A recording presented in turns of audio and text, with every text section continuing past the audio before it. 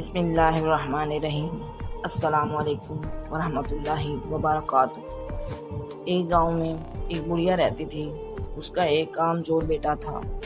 شیخی بگاڑنے میں بہت ماہر تھا۔ اس کو شیخ چلی کے نام سے پکارا جاتا تھا۔ بڑھیا محنت مزدوری کر کے اپنا اور اپنے بیٹے کا پیٹ بھرتی تھی۔ ایک دن بڑھیا بیمار ہو گئی۔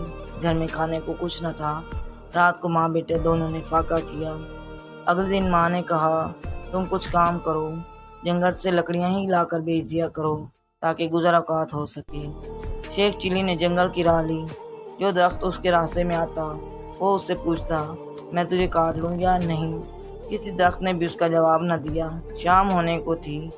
شیخ چلی گھر واپس آنے کا ارادہ کر ہی رہا تھا کہ ایک درخت نظر آیا۔ اس نے اس سے جا کر پوچھا، میں تجھے کاٹ لوں؟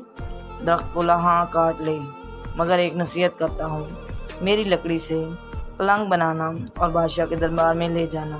اگر بادشاہ اس کی قیمت پوچھے تو کہنا کہ پہلے ایک دو راتیں اس پر سوئے، پھر اگر مناسب سمجھے تو خرید لے۔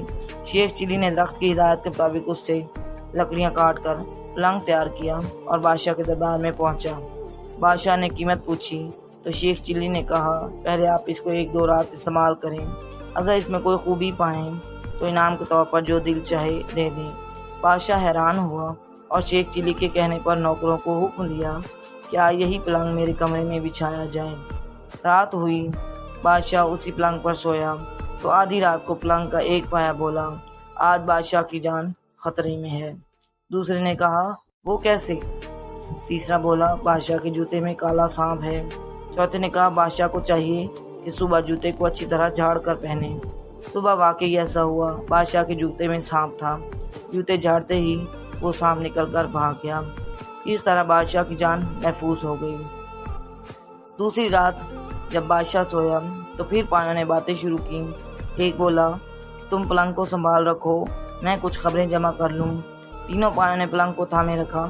چوتھا واپس آیا تو اس نے خبر سنائی کہ بادشاہ کا وزیر سازش کر کے بادشاہ کو ختم کرنے کے بارے میں سوچ رہا ہے۔ پھر دوسرا پایا گیا اور خبر لایا کہ بادشاہ کی بیوی وزیر سے مل کر بادشاہ کو زہر دینا چاہتی ہے۔ تیسرے پائے نے تجویز پیش کی کہ بادشاہ کو چاہیے کہ وہ وزیر کو مروا دے۔ چوتھا پایا گیا اور یہ خبر لایا کہ بادشاہ کو جو دودھ صبح پینے کو دیا جائے گا اس میں زہر ہوگا۔ بادشاہ یہ سب کچھ سن رہا تھا۔ صبح اٹھ کر جب اس نے دودھ دیا گیا تو اس نے نہ پیا بلکہ ایک بلی کو پلا دیا۔ بلی اسے پیتے ہی مر گئی۔ اس سے بادشاہ کو پتہ چل گیا کہ اس کا وزیر اور بیوی دونوں مل کر اس کی زندگی ختم کرنا چاہتے ہیں۔ بادشاہ نے وزیر کو ہر طرف سے نکال دیا اور ملکہ کو محل سے رخصت کر دیا۔